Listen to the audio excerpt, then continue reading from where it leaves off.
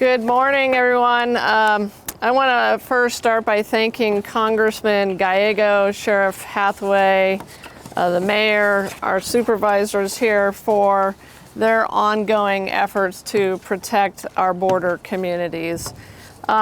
Arizona has been flooded with cheap and deadly fentanyl in recent years, with over half of the fentanyl seized in the United States in 2022 and 2023 being seized right here in Arizona.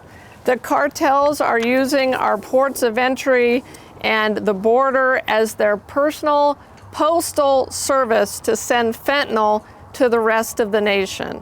And this is happening while high-tech scanning equipment that could help stop the flow of fentanyl is sitting unused in government warehouses. Again, as the congressman just said, it is sitting in government warehouses in our communities here at the border unused. Picture that. High-tech scanners that can x-ray vehicles and discover fentanyl more efficiently, sitting unused, just taking up space. It is insane and it is shameful because the extremists in Congress have decided that doing nothing is better for them politically than working on solutions that would save lives. And I think the trains agree with me on that. I met with Vice President Harris to discuss Arizona's fentanyl crisis. I explained the need to fund high-tech equipment that could detect and stop fentanyl from entering Arizona through our border with Mexico. She agreed. And President Biden included hundreds of millions of dollars in his budget to do just that. The federal government has the equipment. It is ready to go. And that is why I was shocked by recent reports that these scanners cannot be put to good use because Congress has failed to provide funding to install the equipment. It is beyond ridiculous. Arizona families every day are losing loved ones to this crisis of fentanyl.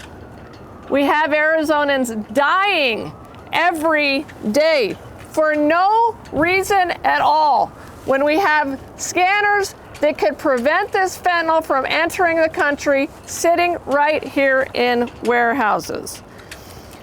You know, I want to talk a little bit also about why these scanners in particular are so essential. Most of the fentanyl coming to this country, again, flows through ports of entry in cars, in trucks, in vehicles. And discovering fentanyl at the ports is extremely difficult. It's a different animal than other illicit drugs. Its potency means that the cartels can package it up in nondescript items that are easier to hide. The non-intrusive technology is a game changer for stopping fentanyl from flowing across the border.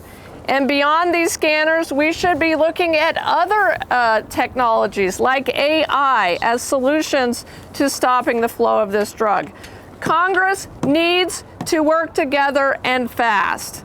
It's unconscionable for the Republican majority in Congress to sink the bipartisan border agreement that Congressman Gallego mentioned, one that conservatives helped to negotiate, all for perceived political gains in an election year. Time and taxpayer dollars are being wasted where lives are at risk. Now I want to talk a little bit before I close about the health and safety crisis of fentanyl. This devastating public health crisis has wrecked communities in Arizona, harmed families, and it has pushed the drug overdose deaths in Arizona to astronomical heights. Fentanyl overdoses are the leading cause of death for Americans between the ages of 18 and 45. And cartels are now even targeting teenagers. on social media with these cheap and deadly pills. And Arizona is seeing fentanyl overdoses in children as young as 14 years old.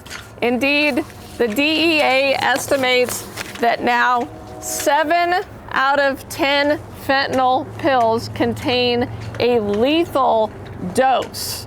A lethal dose. So my office will continue to fight the drug cartels aggressively, but we need our elected officials, our elected representatives, to step up and do their part to protect our communities. I am so very grateful to Congressman Gallego for fulfilling that duty to Arizonans. His office immediately contacted me after I sent a letter a couple of weeks ago to our state's congressional delegation raising concerns about this unused technology. So I'm calling on Congress to follow Representative Gallego's lead, set aside politics, and let's work together to fund the installation of this critical technology, these scanners that are sitting in warehouses, and other solutions to help us save the lives of Arizonans.